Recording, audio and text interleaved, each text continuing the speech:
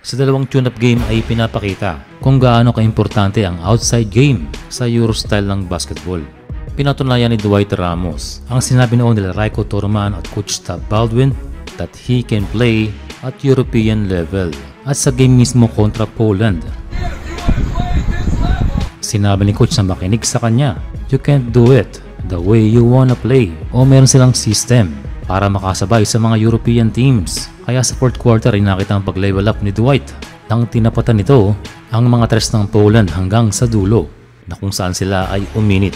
Nakapagtala si St. Dwight ng 16 points and 9 rebounds to lead the local players. Sa kanya Dwight Ramos got his groove to coach team cone system. Pero kailangan pang ma-develop at ma-improve ang kanyang point guard skills. Wala pa siya sa point that he can make his teammates better. Pero I believe along the way, basta magtuloy-tuloy lang ang kanyang pagiging point guard ay mati-develop ito. Samantala'y pinatunayan ni Justin Brownlee that he deserved to be in Gilas Pilipinas. Hindi lang basta scoring machine, he is a team player and he is effective kung kailangan niya mag-step up. Nakapagtala si Justin Noypi ng 30 points at 3 rebounds. Para naman sa Poland ay naglaro ang kanilang NBA player na si Jeremy Sohan. Actually ay hindi ito maglalaro pero siya ay nakiusap na bigyan ng ilang minuto.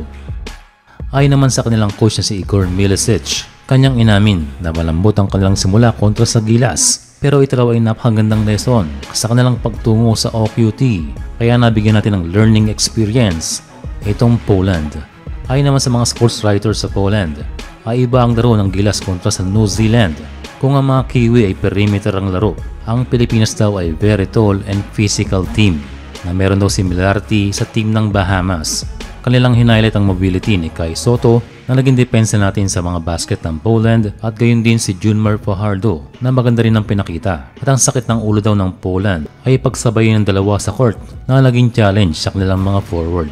Well, yan ang ating mamimiss in the future and hopefully ay huwag munang magretiro itong si JMF. And para naman daw kay Dwight Ramos ay isa raw itong effective na shooter. And finally ay tinawag na si Papa Dwight na isang point guard. Overall ang game na ito kontra sa Poland ay maybe one of the best o maybe the best performance ang gila sa isang European team. Isang achievement kontra sa number 15 in the world na Poland. Well, 10 player ang ginamit ni Coach Tim Cone. Samantala sa kabila ay ginamit ang 12. Pagdating naman sa stats ay we have better field goal at 52%. And the best thing we did ay we out-rebounded the tall Polish squad. Nakalahati lamang sila sa ating production. We need to improve our free throws at ang pinakamatindi ay ang napakarami nating turnover. Kaya magandang preparasyon ito at nakikita natin ng maaga ang mga bagay na dapat i-improve ng ating team. After nito ay magtutungo ng Latvia, itong Gilas at ating bitbit ang mga competitive na tune-up games.